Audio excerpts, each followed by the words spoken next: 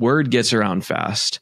MIT, genius, friends, you guys are building a tool that allows you to essentially look at all the different distributors on one website, purchase from there.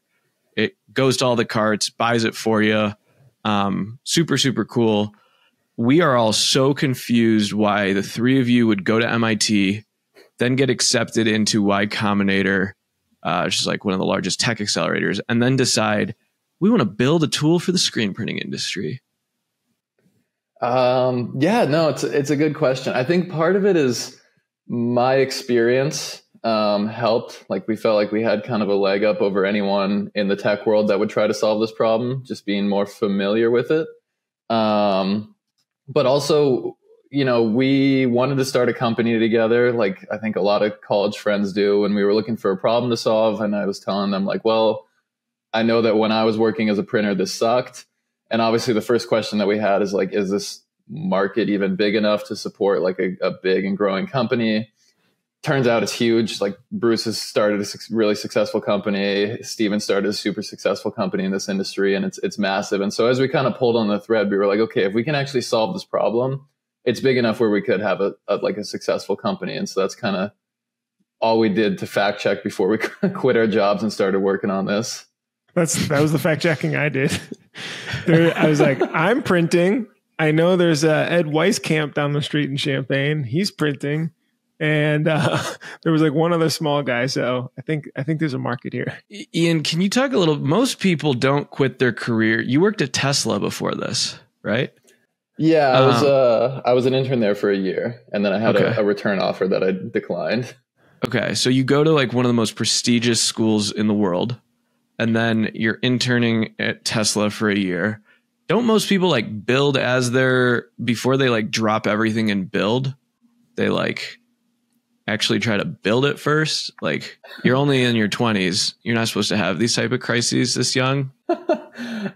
Can you talk about that journey for a second? Because I think that's really interesting. Most people who start screen printing, you know, they get into it, they do it on the side, they do it in their garage, they have another income, and then eventually it takes over and they start to do it. You guys decided to drop everything and start doing this. Yeah, I mean, I kind of always knew that I wanted to start a company. And I had, you know, a lot of friends who they come out of MIT, they get like a nice high paying job, like 6 figures right out of college, which is amazing. And talking to them, they were all pretty unfulfilled, I think, in their careers. And they were like, yeah, I don't know what's next. Like, I wish I could try something else, but I'm really stuck in this cushy job. And I kind of saw, you know, the next 10 years of my life, if I just went down the corporate route, like trying to get one promotion, the next promotion, and I was like, all right, I just got to do this now, do it all at once.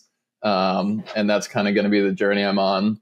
Daniel was in the same boat. And then Grant took a little more convincing. I think he worked at his job for like a month and a half before we got him to quit and go full time on this. I'm just reading the about story as well. Yeah, I think, can you walk through, I think your team is using Steven DGI Apparel. Can you explain just a little bit more about how you're using it as well? Because I don't know if everybody's heard of this just yet. But it's DGIapparel.com is the website that we're talking about. That's kind of made some positive noise in the space, helping people save a lot of time. You guys purposely have a lame logo, right? Because you're so smart. You don't want to take any. We've found that we're a very product heavy team compared to most of the people in the industry, and we lack a lot of experience in marketing and branding. So hopefully we can find someone to help us with that as time goes on. The product is certainly selling itself. So I don't know how we got connected, Ian. I have no idea. Maybe Matt Marcotte, always Matt Marcotte.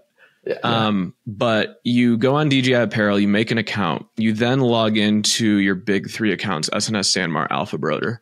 From there, you can on one page see all your pricing, and then you can see all your inventory. So every day when we're purchasing, say we're, on Printavo, we pull up an invoice and we need to get, Gildan 5000s, we can see where to buy them the cheapest. And then we can see, if we need to like sub out sizes, you can quickly toggle between distributors and different locations, and you can almost add 3 carts at once. When you click checkout, it can either check out through DGI Apparel, correct, or it'll add it to the carts on your SNS account. You can go on there and check out. Right. And it's currently free.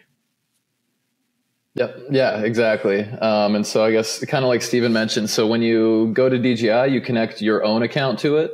So the pricing that comes in will be like your custom pricing tier that your rep got you or you negotiated for, your buying group gets you.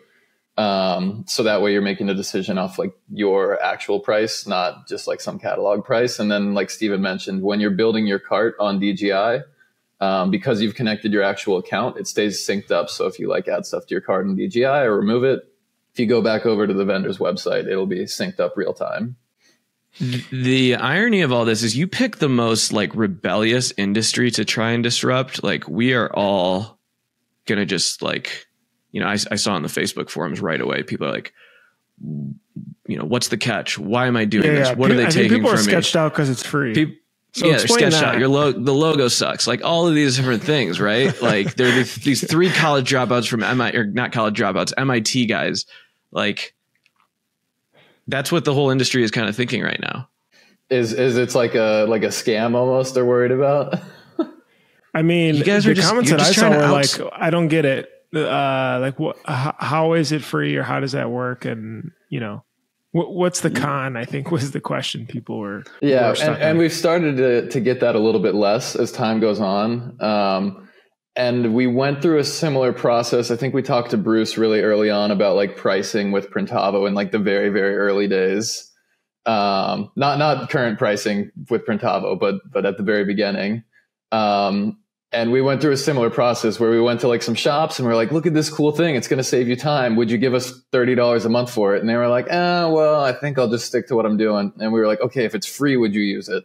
And they were like, yeah, why not? I'll sign up. And we were like, okay, there's obviously not a room to charge or a lot of room to charge shops to use this. So we got to make it free and find a different business model, which is kind of what we've done so far. And now some new suppliers, because we have a lot of people on the site, are starting to pay just like a flat monthly fee to list on the website. And then we're opening up some like a little bit of advertising space on there. So we can't quite pay our rent yet, but we're getting closer. Hopefully in the next few months we can get over that threshold.